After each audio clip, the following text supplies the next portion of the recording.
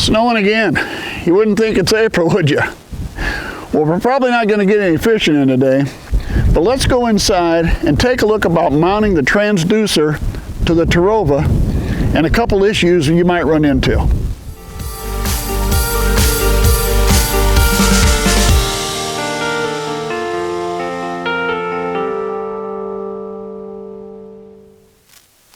Well guys, let's talk about the Terrova with iPilot, spot lock, and adding your transducer for your fish finder. Now the Terrova comes with universal sonar built in, so you don't have to add anything on.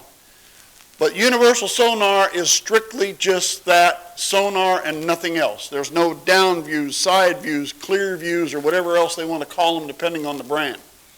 And in my case, I have a Garmin Echo Map series where I can draw my own maps.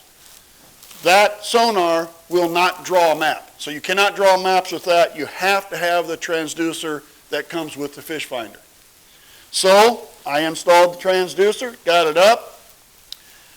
But the Terrova has one thing that's different from the power drives. Now I had a 2012 power drive, I had a 2017 power drive. This is the 2018 Terrova, and it has this little feature right here. Right here, sitting below the collar, the depth collar, this assists in raising the motor. I believe it is spring-loaded, and it helps you raise the motor up much, much easier than you had with the power drives. But this is the problem. It's the problem when you have it on spot lock.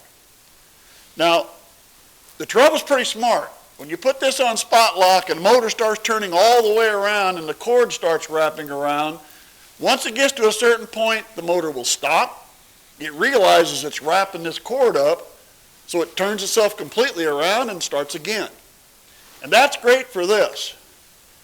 But watch what happens with this when the motor starts coming around. Right here, it catches. And that's what happens. You end up with 2 pieces of transducer cord instead of 1. Now the first time this happened, I had no idea what happened. And I do remember, we went out in the lake, got the boat out away from the ramp a ways, and I hit spot lock so we could start getting everything ready. Then I came back, turned on my fish finder, and it said I had no transducer plugged in. And I couldn't figure it out. We just shut it off, used the other one, and when we got done fishing, I found that. So I came home and spliced it all, and yes, you can splice a transducer cable. Went back out on the lake a few days later, tried it again. This time when spot lock was on, I saw the problem. I saw it catching on this. And this doesn't exist on the power drives that I've had. So that's where I was running into my problem. It only happened on spot lock. So it's not like it's going to happen. If you're careful, if you normally watch so you don't wrap up your cables, you probably won't have the problem. But it can happen to you on spot lock. And basically the problem there is you're not paying attention when you're on spot lock. You hit it on spot lock and you're back taking the fish off the hook, you're changing lures, you're doing something somewhere. You're not watching what the boat's doing. You're figuring, this is taking care of it, I don't have to pay attention. And that's when it starts to wrap. So, what's the solution? In my case, I'm going to take the transducer off. Now, I could put it in the back of the boat, but for now, I'm not going to do that. I'm going to get by with the universal sonar that's in here. I don't really care that much for the clear view on the Garmin anyway. I care about sonar. I want to know the depth, the temperature. I want to see your traditional sonar.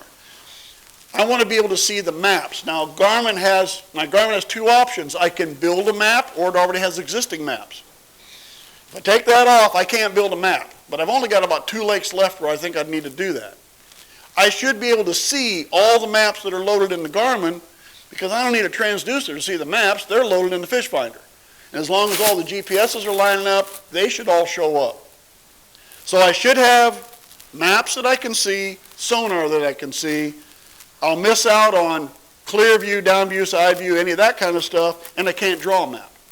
But if I'm going to one of the lakes where I need to, I can take the night before, slap the transducer on quick, be a little careful when I got it on spot lock that day, come home, I'll have my map drawn for that lake, take the transducer back off, and go back to the universal sonar that's built in. That's the way I'm going to do it.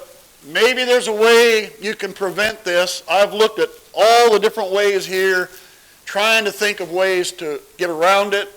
I haven't found one yet. If anybody's got one, let me know in the comments. I'd be glad to listen.